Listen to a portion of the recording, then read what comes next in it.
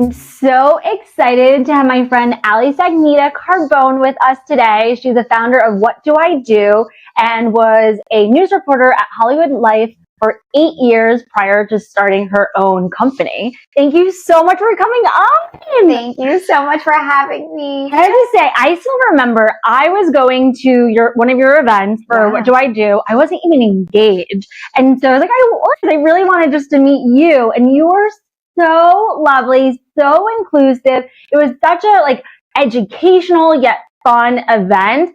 And I was just wowed by the number of women there that were learning and getting married. Thank you so much. First of all, thank you so much for having me. It's been an honor to become your friend, especially in such a short period of time. I have just loved getting to know you and being around your energy and how you lift everybody in your life up. So thank you for constantly lifting me up and having me on here. You're so sweet. Honestly, it's so neat because you were described to me by my friend Alex, who will also be on the podcast. She's like, you have to know Ali. She's like one of those it girls. And you had this launch party with my wedding planner friend and all these incredible people. And I was like, she knows how to plan. She's a bride to be. Like, what can she not do? And so I secretly probably embedded the seed for you to become my friend because I was dying to be your friend. I felt the same way, truly. So you met me at the What Do I Do launch event. It was our first event for the public. And I truly thought no one was going to show up because like you said, I was a news reporter for 8 years. I never thought of myself as starting a business. So it was like, what do I do, brides? But it was also like, what do I do? Period. I was a business. And Abby kept saying to me too, like, how are you monetizing? I was like, let me just get through this one. Let's see if I can get people in the door. Let's focus on proof of concept first. And so I was so shocked to find just so many brides being so interested in what we were doing. And everybody who walked in that door that night had come up to me just being like, do you have any ideas on hiring a planner? Like, where do I start? I got engaged last week and I don't know what to do. And so I was like, oh, this is something. Like, this is going to be helpful. And so backtrack, just for people who don't know about your community and your company, what do you do? So as you mentioned, I just got married. I got married in September 2024. Yay. And in the midst of a wedding planning, we had a 2-year engagement. I found myself really upset with the fact that I felt so uninformed while making so many big decisions. Yeah. I felt like I wish that I had like a full wedding planning education prior to getting engaged and having to make these decisions.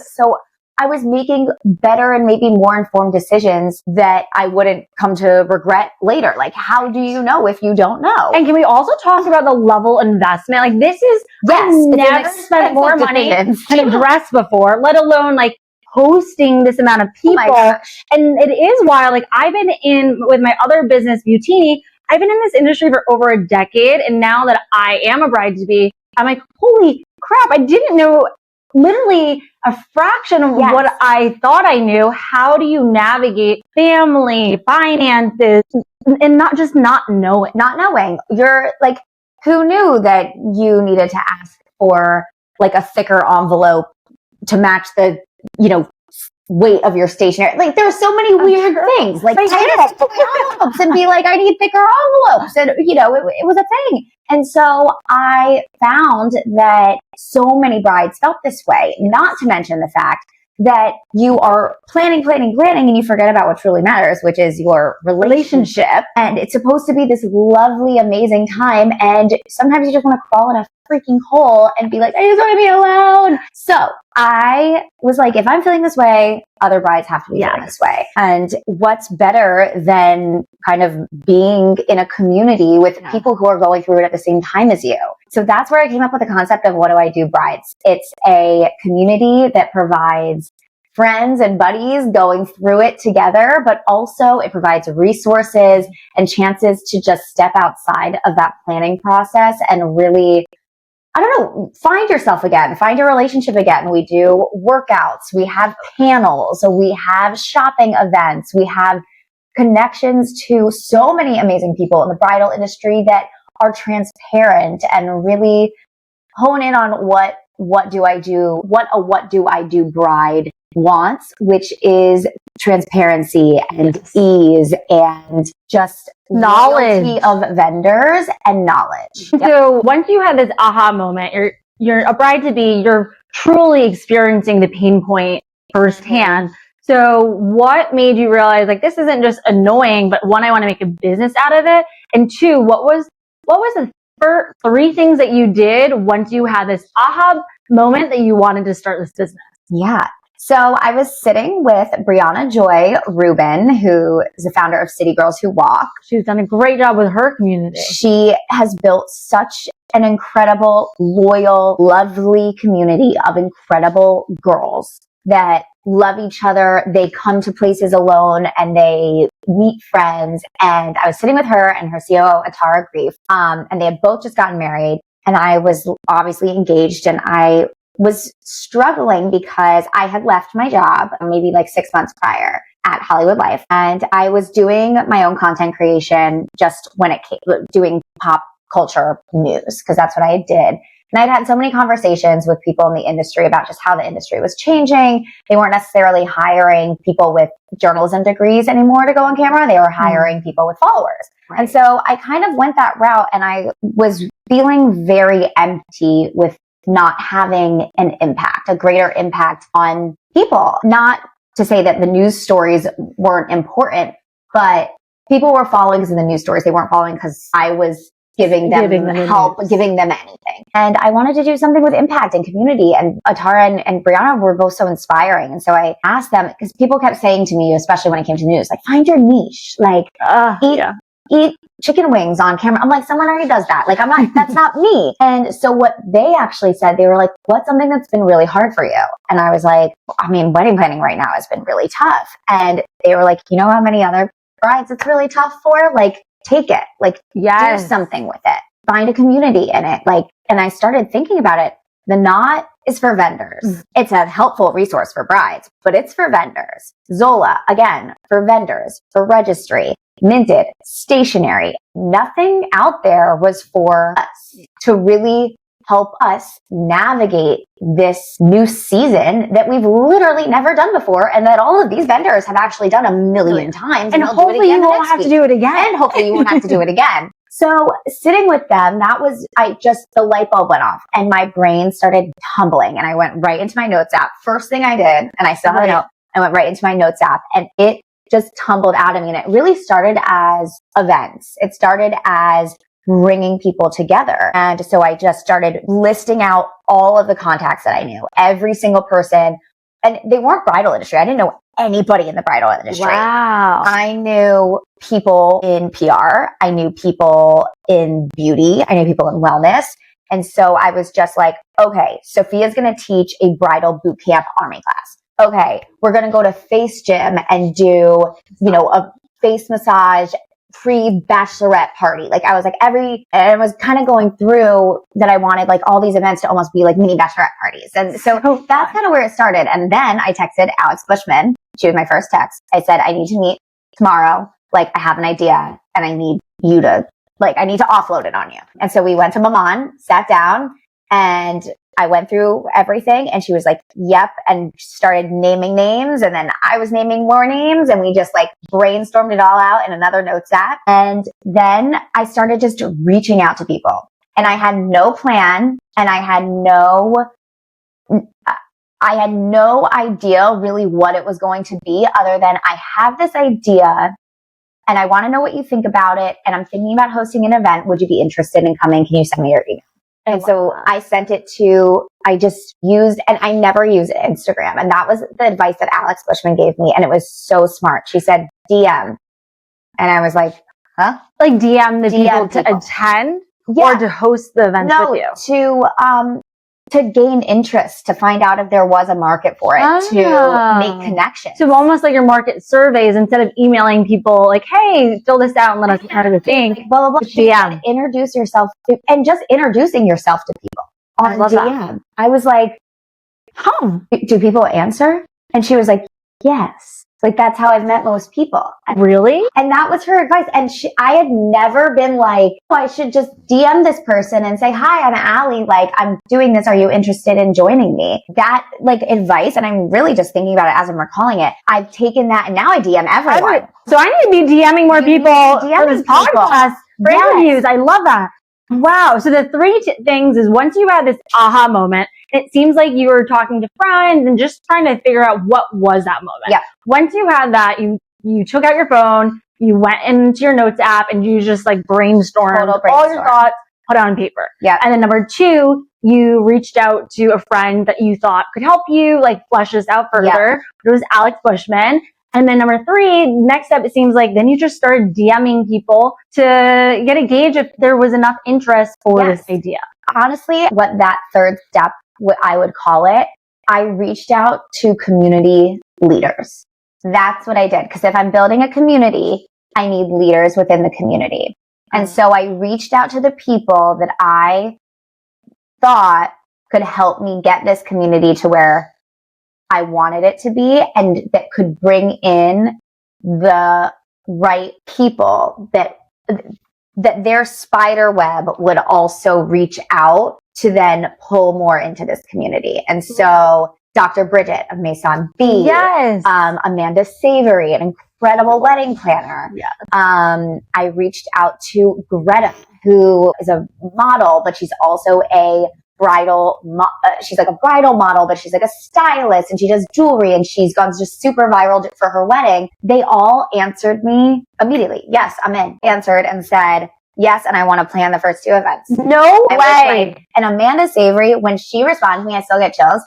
I started following her at the beginning of my wedding planning journey because I thought she just had the most beautiful weddings. I didn't even know she literally has amazing wedding. We work with her a ton with beauty. Yeah. Super high end. She is worth a pretty penny, and that's why she's such an inspiration to even just get inspired by. Oh, yes. Let alone have her offer to work with you for your launch event. It was an honor, and it was upon receiving Amanda's praise and feedback, and her first response was, the industry needs this, vendors need this, and they probably don't even know it yet, but a lot of us do, and we're in. So that's your proof of concept. And that was my proof of concept, and I remember I screenshotted that message and I sent it to my family group chat. Oh. And I was like, okay, I think I'm onto something. And we were so excited because I was like, okay, if the industry, somebody in the industry at that level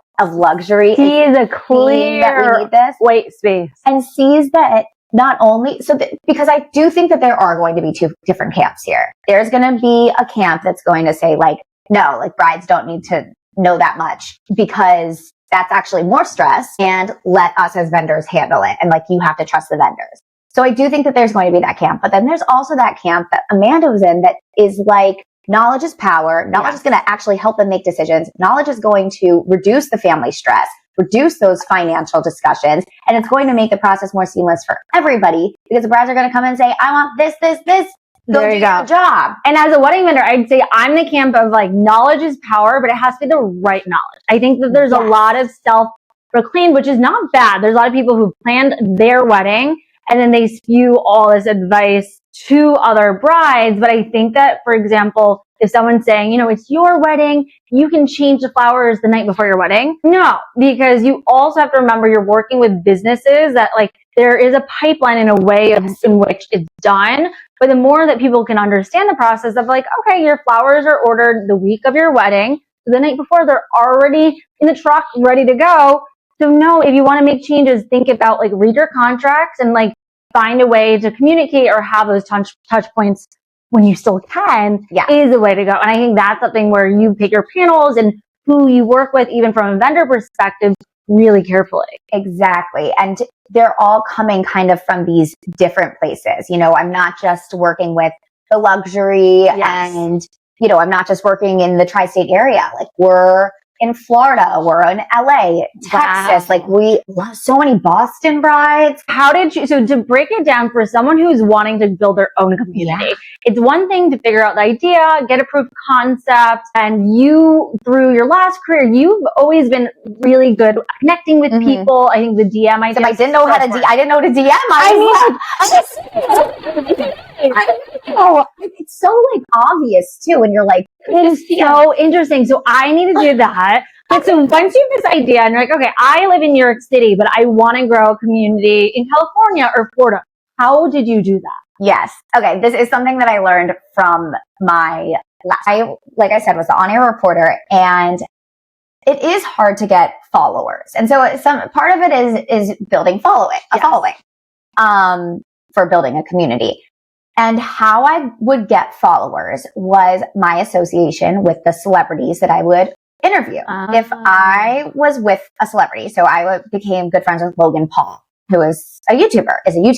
Anytime I probably one of the biggest. hang out with Logan Paul, my followers would just go crazy. They would increase. And so I learned, okay, you need to get these players on your team. You have to get them tagging. You have to get them involved and showing, because that is a lot of what building a company is. I mean, that's what we're doing here. We're showing that Bea we're humanizing Bea, right? Yes. We're humanizing Bea Beauty. We're putting personality on it. Yeah. And that's what you have to do with a business. That's what you have to do with a brand. So to put personality on it, you have to get those tastemakers to engage with it. And what if you don't know Logan Paul and you don't have this background and you don't really feel like you have anyone? Do you really think like DMing, like, you know, I went to the Drew Barrymore show yesterday. Do I DM her? Like, how do you start? If you're someone who like maybe lives in not near New York City or LA, like where do you find these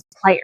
So I always, and I have always said this, I think shooting your shot is you can't get a no if you don't try. But don't you feel so insecure? Like that is yes. If you get a no, yes. But like I think that you send out. Okay. So I'll give an example. So for my first event, I hosted a dinner with all of these. I called it the Get Engaged dinner. And it was a dinner of these tastemakers and trendsetters and bridal industry girls that I felt from all different areas and from obscure areas of the bridal industry. I had a girl who does at-home spray tans, and I had of course, like Verstolo and Verstolo's rentable diamonds, which is a fascinating concept. Yes. I had the stylist from Janet Mandel, which is rentable couture, like so many different areas of like the industry that you wouldn't even think about. So like their web goes out. And did you just Google them, or like, cause I know you weren't in the bridal space. So how did you find out who these tastemakers are? Finding out was a lot of following here, DMing here, emailing here, me talking to a bride who maybe just got married, and they were like, oh, you really should talk to this person. And then that person, you really should talk to this person. And then so just talking and asking. It was a lot of talking and asking. And then what it is, and it's asking favors, and you can't be afraid to ask for what you need. And I had a business manager work with me for the first 3 months to help. And I'll get into that. I can talk about that. But the day of the event, and this is the advice to answer your question, ask for what you need. Be clear in your ask. I wanted them to post. And I wanted them to post a wait list link. And you weren't paying them. Nope. There was no official partnership. Nope. You were asking them to post no matter if they got 100,000 followers or 0. Yep. And I had people there. I had Amanda Batula from Summer House, who is a friend. I had, and then I had a friend who got engaged that week that has like 300 followers on Instagram. Both there. And I asked everybody the same thing. How did you ask?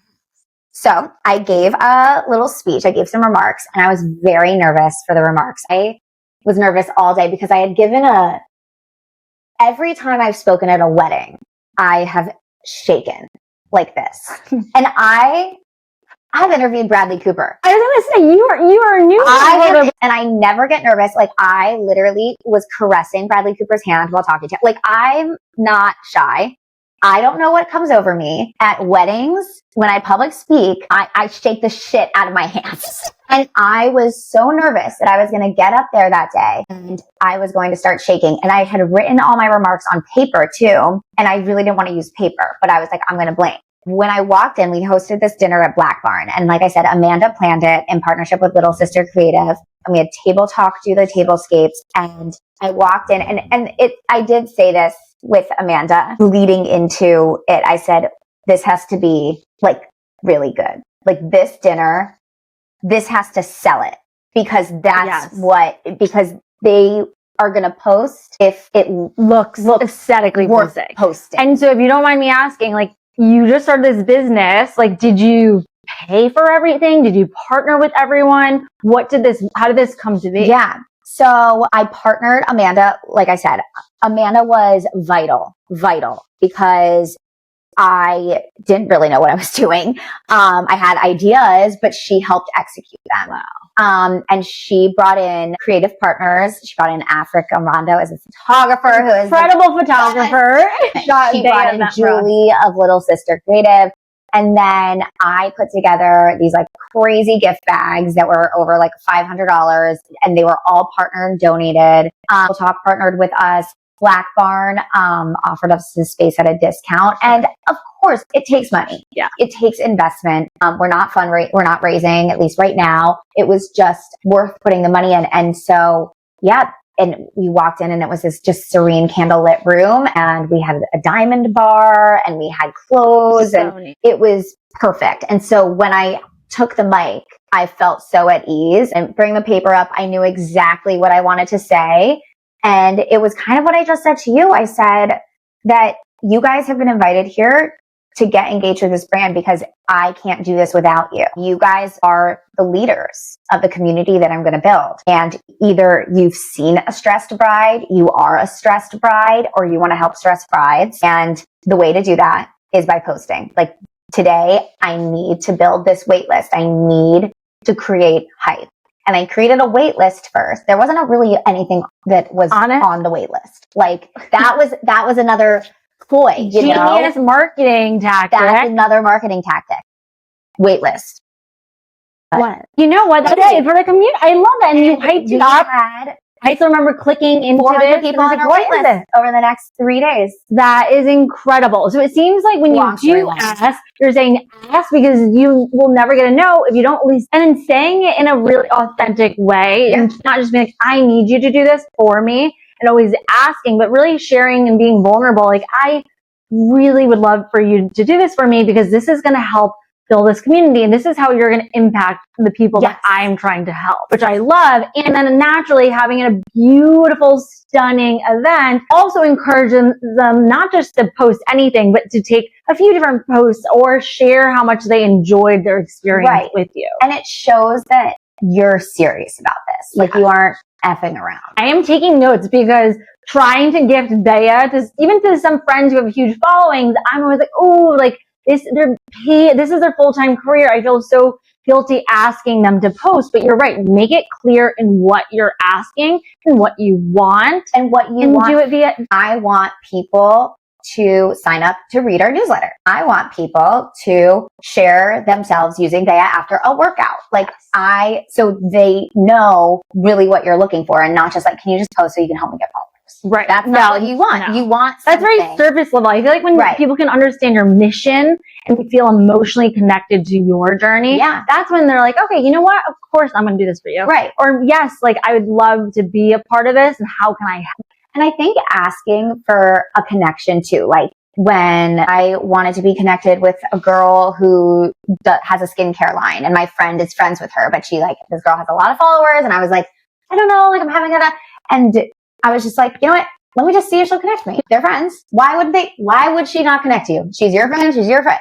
Fine. Fine. You'll meet her in another way. Yeah. But you'll figure it out. If you say no, maybe your friend isn't the right entry point. Right, exactly. And so I just think that making that ask, using your network, using your connections, and being able to not be afraid to ask for help. I think that that's another thing. I, like we've said, I'm new to this bridal industry. My husband calls it productivity paralysis. I will sit on my computer. There's something for what do I do? I have to do.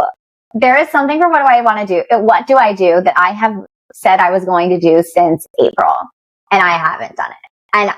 And I say I'm going to do it every single day, and I calendar block. That's how I try to make myself do things. Like I am like, okay, for this hour, I'm going to get ready for the day. This hour, I'm going to send emails for 2025 for this hour.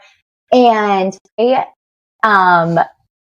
I literally don't, every day I'm going to build this, and I cannot make myself sit down and do it. And Rich is like, it's because everything else comes easier to you than just like starting and sitting and doing this. And it's but the reason that I haven't done it is because I don't think my ideas are good enough to do it, to like put pen to paper. It's the imposter syndrome. And so talk to me about imposter syndrome, because I believe that so many of I struggle with that myself. Oh. So when you are in those mindsets, so maybe that's the biggest example of you're still working through, but say there's other pieces in your day where you're like, I need to do this, but like maybe my idea is not good enough. Like what are some mechanisms that you use to get yourself to feel a little bit more confident in those situations? It's hard. You know, I'm thinking back to kind of my first bridal fashion week, even this past spring, since I had started What Do I Do? And I remember just walking into events, just being like, I don't think anyone here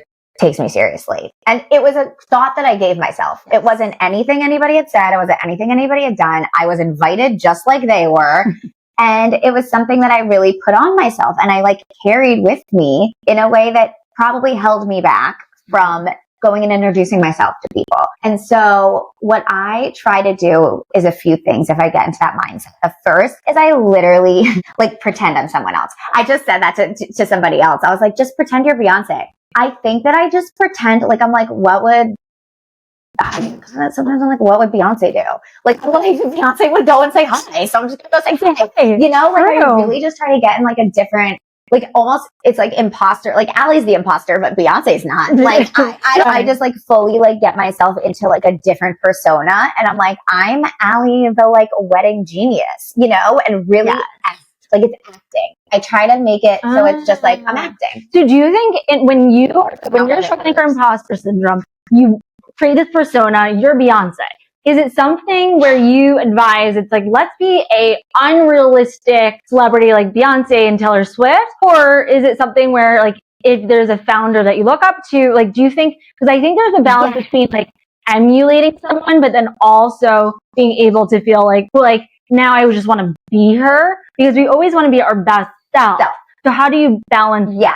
No, it's totally just like getting to that highest version of yourself. It's not really like, you know, what would Beyonce do? It's like, it's faking it till you make it. So that's it. It's just acting. Even if you don't feel like you deserve to be there, it's acting like you do. I mean, I say this all the time. My girlfriends and I, we always say it to each other because so many people feel this way. Yes. Really, in every single facet of their being and their life. And it's just like, Teffy said this, and it was so smart. The New York Times, I think, had asked her what she does when she walks into a room and maybe feels uncomfortable. And she said something along the lines of like, nobody in there knows me, so I can be whoever I want to be. And that's what it is. It's being whoever you want to be and having this fresh slate and just being like, I'm going to go in there and I'm going to let them know that I'm the founder of this company, that it's going to be really successful if it's not already. And this is what I'm doing. And how do you want to get involved? Love that. And I do think that's so important, whether it is in your career and you're at a corporation or starting your own business, like, and you're trying to make something work. I struggle with that all the time. Like, wait, how are we in this opportunity? What did I do? Like, I don't think I'm ready for XYZ, but those are all of our thoughts. And I think that they say like 70% of your reality is really the thoughts in your head that you choose to believe, but it's not actually what's happening when you think about reality. It's our reality. And that being set in perception. And if you say, we're going to be a multi-million-dollar brand, and people are so lucky to be able to be a part of this opportunity versus like, I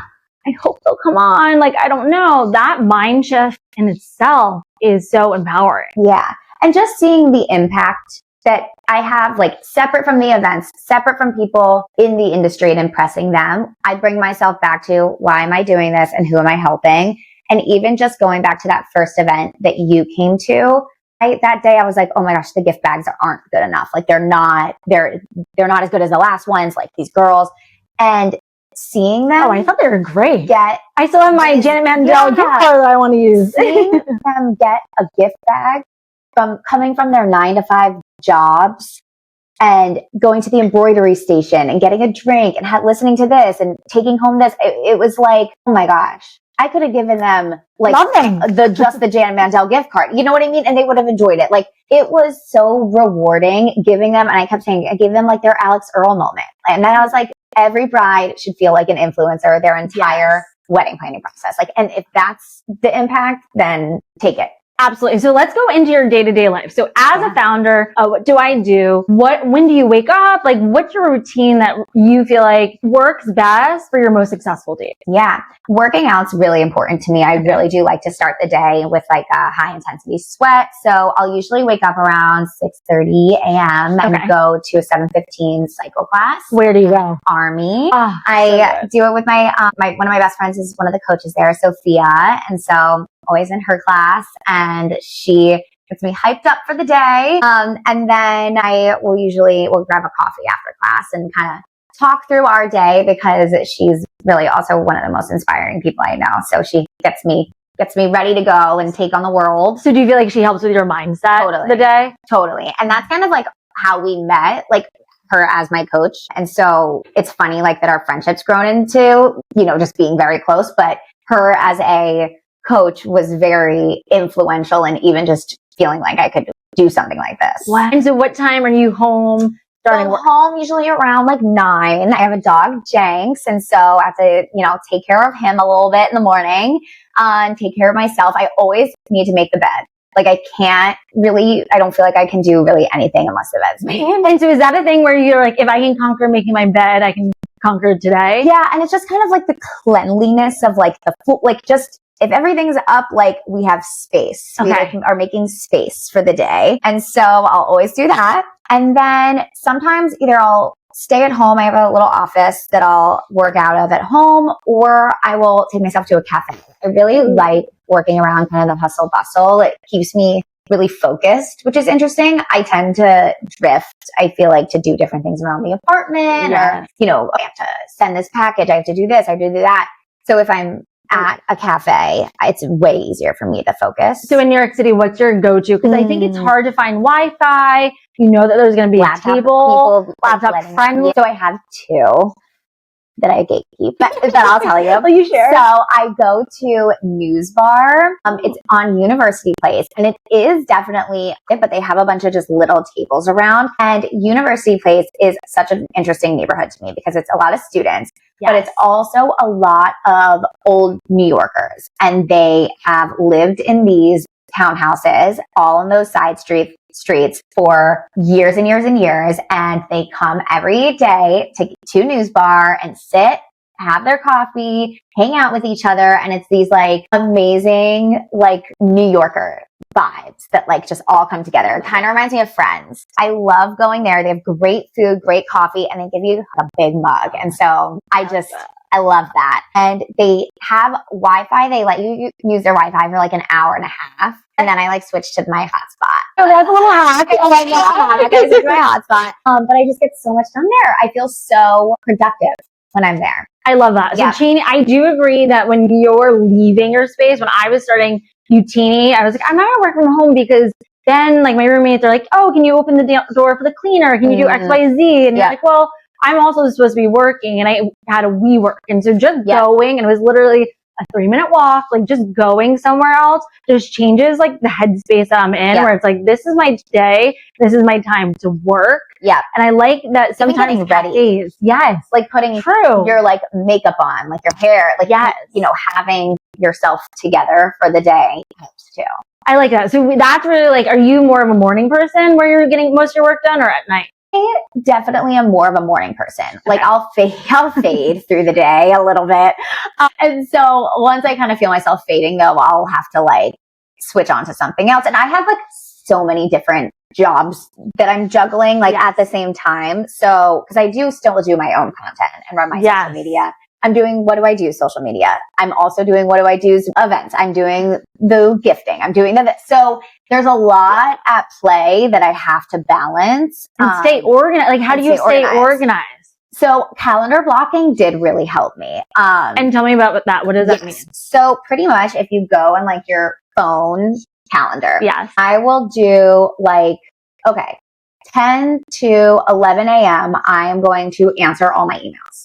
11 a.m. and I will write it in to the calendar. So the alarm comes up. Yeah. Write in my emails. And then you can do like little notes underneath it that like answer, you know, I'll be like, okay, answer Brittany about coming on the Boutique podcast. Yeah. Answer that, like fill out these forms, you know, things like that. And then 11 to 12, I'm going to do my shoppable links for What Do I Do's socials and find new bridal trends.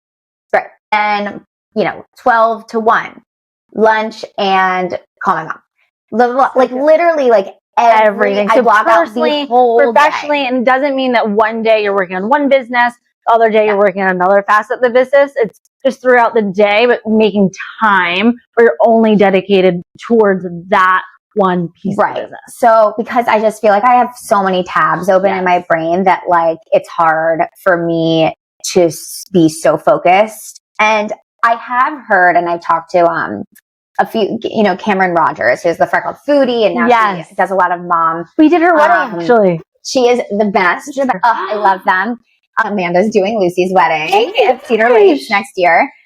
So she said that she dedicates days to certain things. So she'll have one day she just sits down and does content. She has one day she sits down and records podcasts. One day she sits down and does recipe. One day she sits down and does Substack. And so that also sounds good to me. Yeah. But then if something pops up on my computer and I'm like, I have to do this right now, I get a little thrown off. And so it's easier for me to do the calendar blocking. I like that. Especially when I have like, okay, my cycle classes and like, it's so easy for me to start it that I just build my day around. And I think it's, you know, we live in New York City and just like days in our lives, like sometimes if you want this really important meeting for one of your business and they can't do that day, are you really going to push it back a whole week just to take that meeting? Probably not. And so what is your thought? Because I also time block.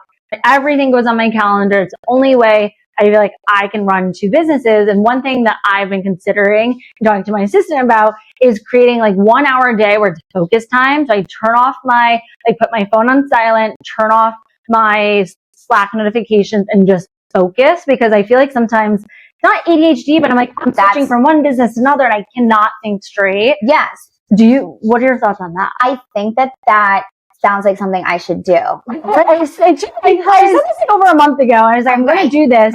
So you know what? Why? Because it's part of the calendar. I think I need to block out my calendar. Whatever the task is, I'm like, that's my focus hour. Yes. Like I'm getting this done. Yes. Now. Agree. And so let's go into, so that seems like you have a very, like whatever it might be, whatever your day looks like, but you're very focused in terms of time blocking your calendars. You have, your morning is your ritual. You generally maybe even go out to work and have your lunch there before coming home. Yeah. And so talk to me about your beauty routine. Because you have the most incredible hair. I just saw all of your wedding photos that came out of brides today. So I needed to know, like, what are your like favorite products? What are you using on skincare in the shower? Yes. Tell me more. So when you talk about rituals, something that I just started doing that is now like a new ritual that I think every single person should do.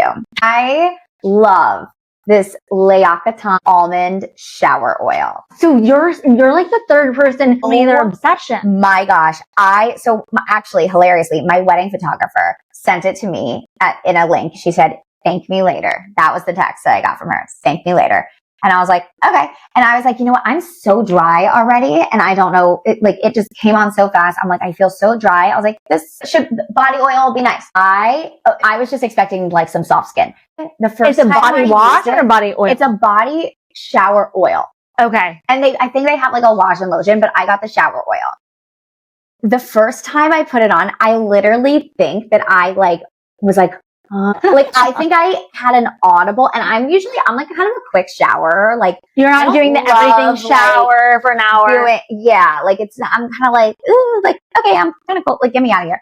Like I want to get dry. And so it brought me down. Like it was like a spa. I need it. I was in my New York City apartment shower, and I was like it was an immediate, like every time I use, and it keeps happening every time I use it. Like I actually don't use it in the morning when I shower because it's so relaxing. Wow. Like I only will use it the consistency? Is it like the ritual of using it?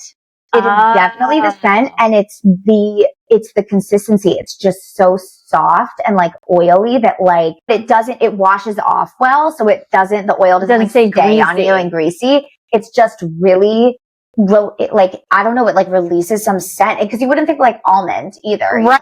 It is unbelievable. I'm getting it for everybody. You know what? Okay, so I'm going to be buying this as soon as we're done. Okay, so we're using that at night before going to bed. Yes, so that's in the shower. And then I have very sensitive skin.